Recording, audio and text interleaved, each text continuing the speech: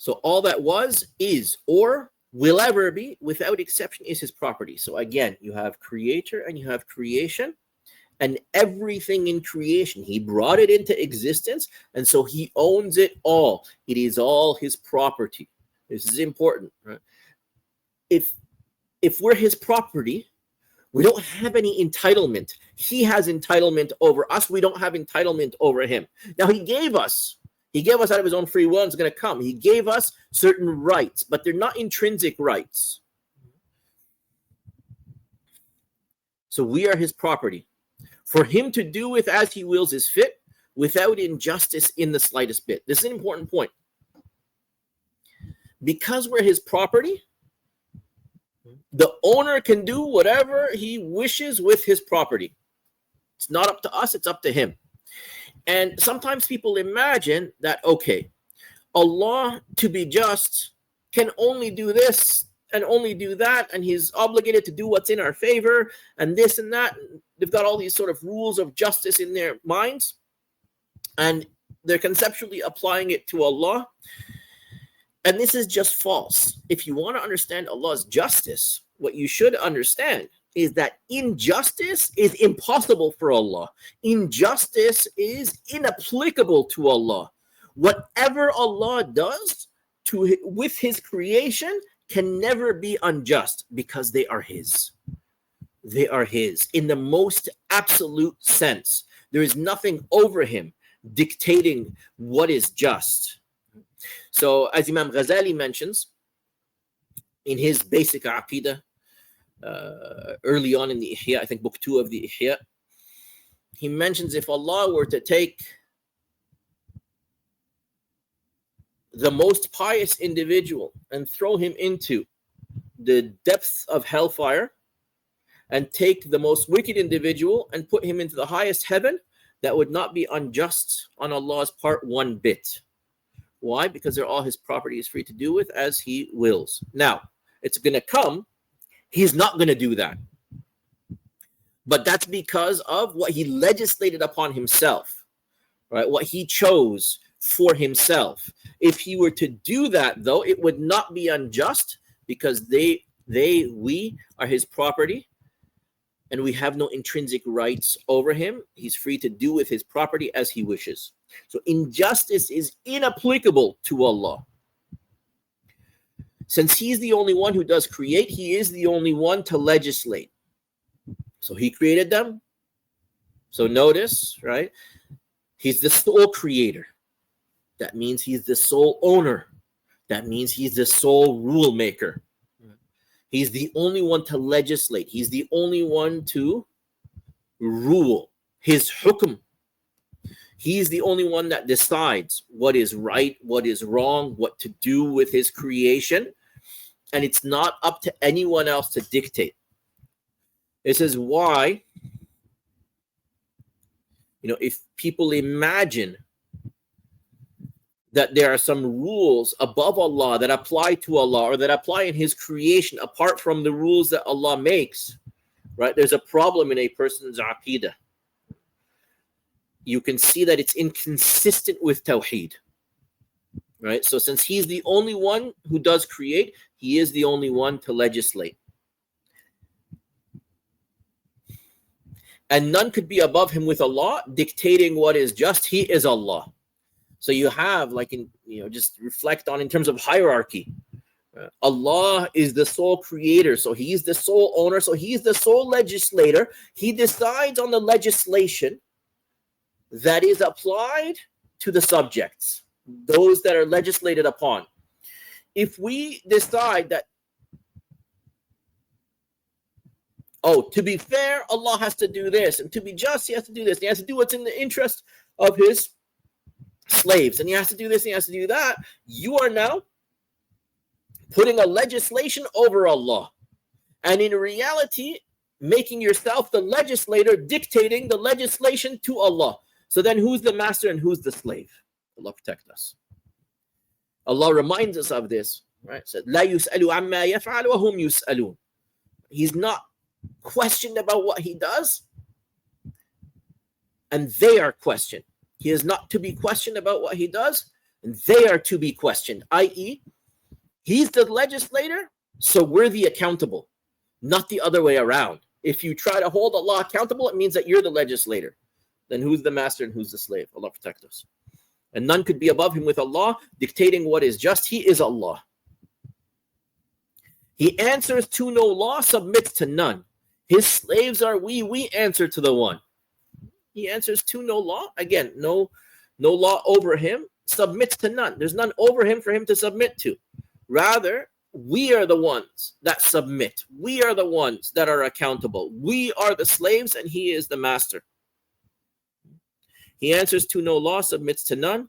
His slaves are we. We answer to the one. He is the one. He's the sole creator. He's the sole owner. He's the sole legislator. Let's move to the next page. He answers to no, verse 13. He answers to no law, submits to none.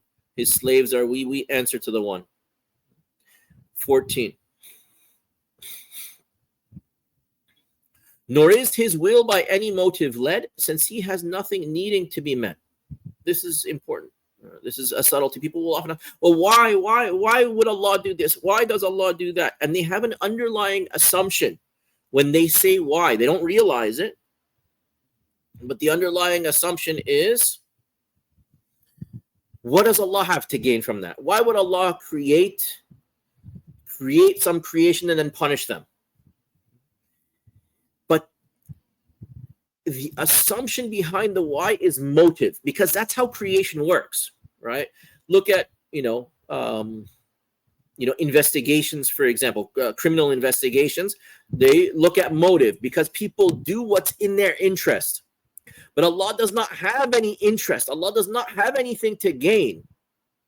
So we're so used to asking, why would someone do that, in the sense of, what do they have to gain? Because in creation, people only do something when they have something to gain, right? So motive applies to us, but motive does not apply to Allah. In Arabic, illah, for example, Allah does not have an illah behind his acts because there's nothing for him to gain.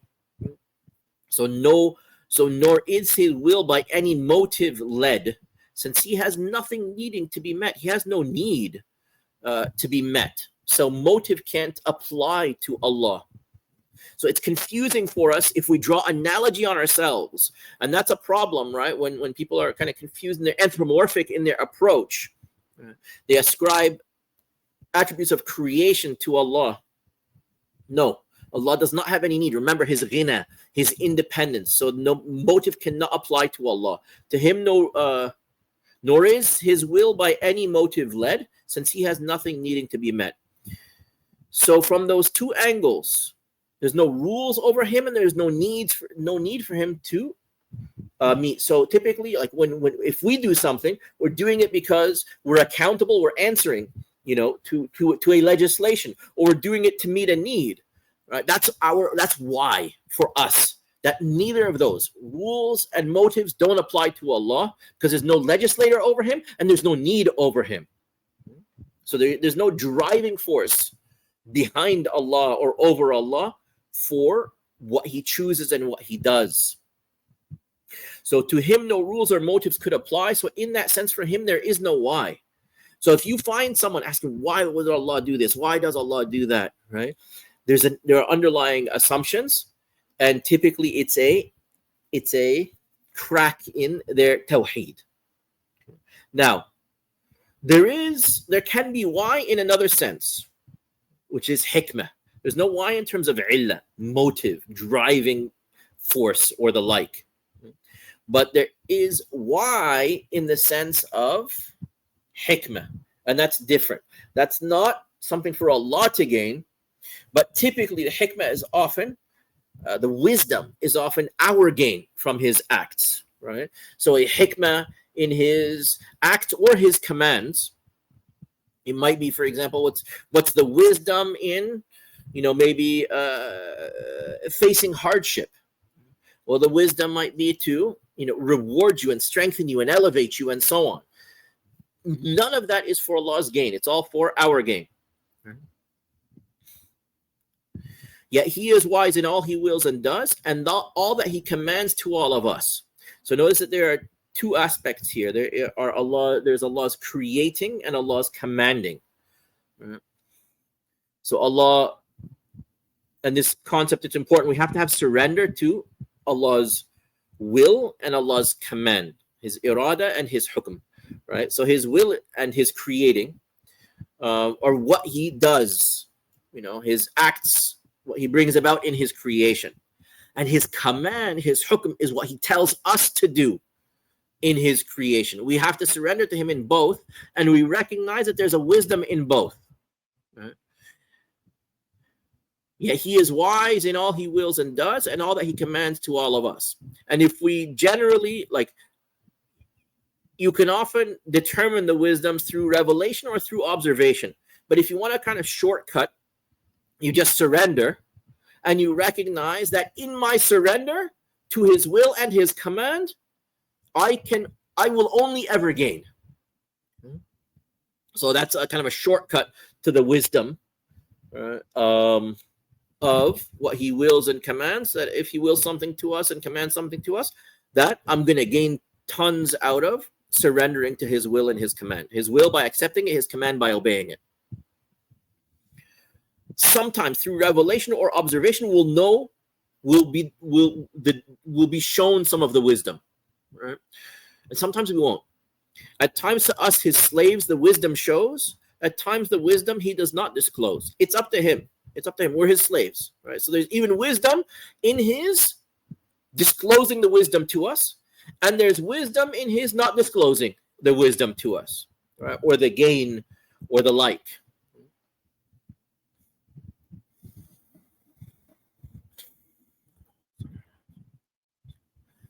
Sometimes people will imagine that if they don't see the wisdom, they don't see the gain. I mean, again, if they just shortcut it, they would know that a wisdom is their next worldly gain for all of it, right? But sometimes when people don't see the wisdom, they decide that means that they shouldn't surrender. We're His slaves. We're His slaves. Okay, at times to us, His slaves, the wisdom shows. At times the wisdom He does not disclose. One of the beauties of surrendering when you don't see the wisdom, it's actually an opportunity for even greater expression of slavehood. Whereas if you see the wisdom, then you're not as helpless. You're not necessarily expressing as much slavehood. There's more of an interest for the nafs and the lower self potentially.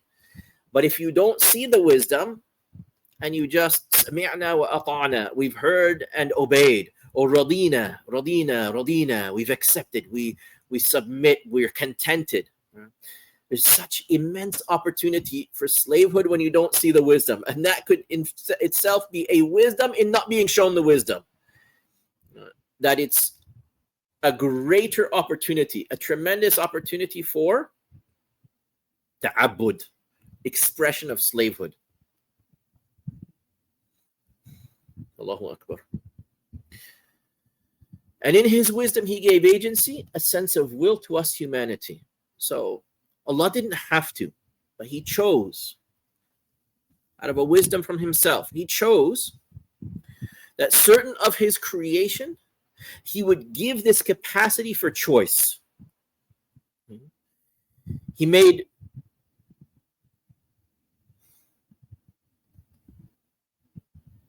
gave us a level of cognition that allowed us this capacity for choice. He didn't have to, but out of a wisdom, He gave us this agency, this ability to choose and act, a sense of will to us humanity, right? And we're talking about us, but you guys know there are two creations that He gave will. And again, we don't say free will, still a slave's will, bound will, but it's will. It's not no will.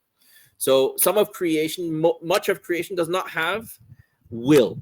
So, for example, you see, we know of angels, right? They have a level of cognition, but they don't have will to choose this way or that way. So they necessarily do what they're commanded. They don't have the capacity to do other than what they're commanded. But humans and jinn have the capacity to do other than what they're commanded. Right? And animals don't have will. They just they follow their animal instinct. So Allah in his wisdom, he gave agency, he gave that will, that capacity to choose, and the capacity to act outwardly independently. Right? And in his so inwardly, we're not any different. Allah is the one in control.